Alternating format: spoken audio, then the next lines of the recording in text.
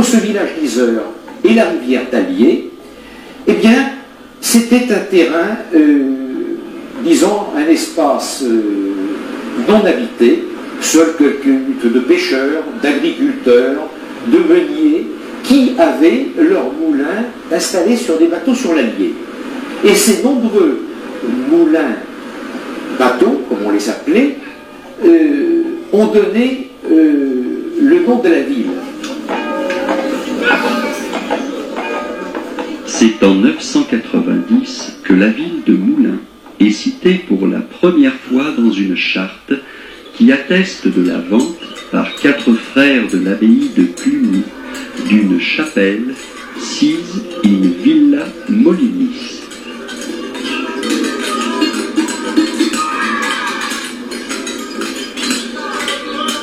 Dans la moitié du XIe siècle, un château est cité pour la première fois en 1049.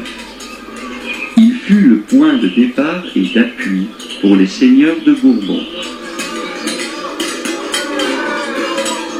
L'un des grands-ducs en sera Louis II de Bourbon, prince et mécène.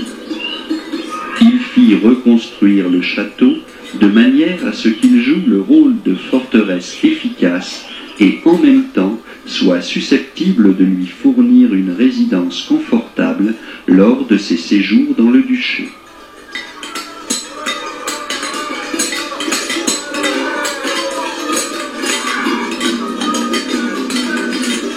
Aujourd'hui, le touriste peut admirer ce qui reste du château des ducs de Bourbon.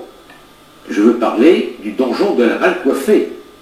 La tradition orale veut qu'un seigneur des environs, un vassal du duc de Bourbon, du duc Louis II de Bourbon, le constructeur de la Malcoiffée, soit venu lui rendre visite et lui aurait dit « Vous avez une très belle tour, mais qu'est-ce qu'elle est mal coiffée ?»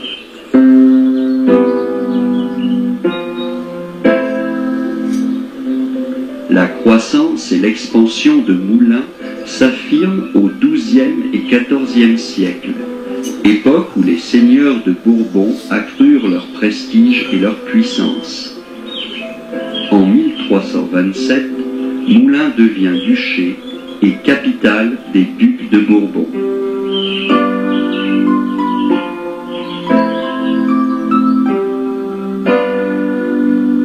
Dès le Moyen-Âge, la petite chapelle dont je vous ai parlé tout à l'heure, qui avait fait l'objet de la vente de 990, a été agrandie ou peut-être reconstruite sous le règne de Louis II de Bourbon.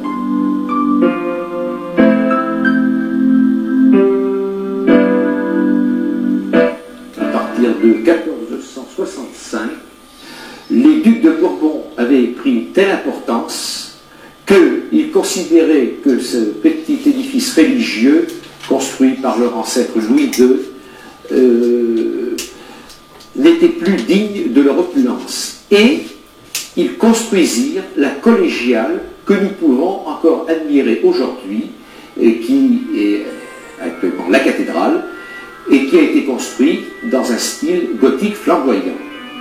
Cet édifice a été agrandi au XIXe siècle parce que Moulins, après la Révolution, est devenu siège d'un diocèse. Les bourgeois de Moulins avaient tenu à construire un beffroi pour symboliser leur liberté communale acquise auprès des ducs de Bourbon. Donc, dès 1455, Moulins sera doté d'un beffroi sur lequel ils installèrent une horloge. Malheureusement, en 1655, un incendie se déclara dans les maisons autour de Jacquemart et tout le haut du beffroi fut détruit.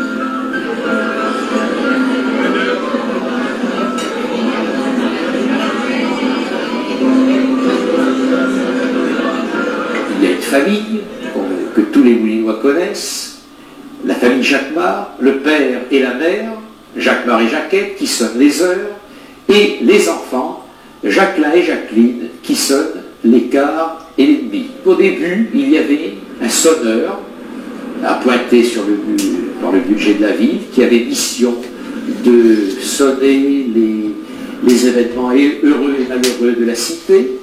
Il était doté d'un marteau et il montait en haut de la tour pour exercer sa fonction.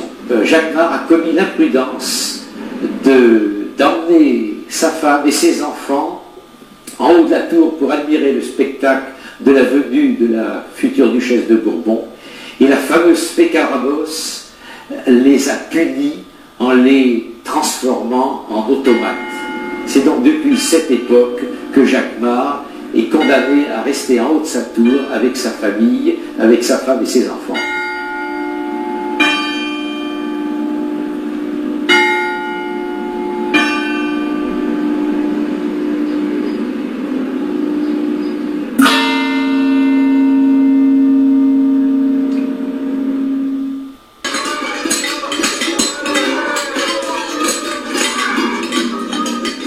Jeanne d'Arc a été victorieuse des Anglais au siège de Saint-Pierre-le-Moutier. Et, pour se reposer peut-être, et se réapprovisionner en vivres et munitions, elle a tenu à venir à Moulins passer quelques jours pour continuer sa lutte contre les Anglais.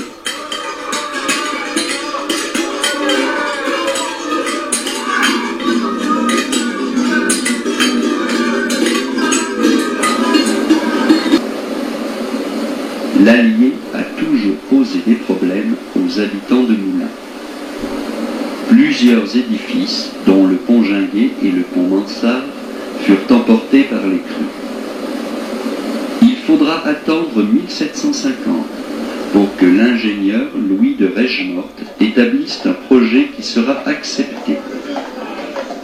Il aura fallu 900 hommes, 82, 40 bateaux et plusieurs tonnes de blanc d'œuf pour le mortier.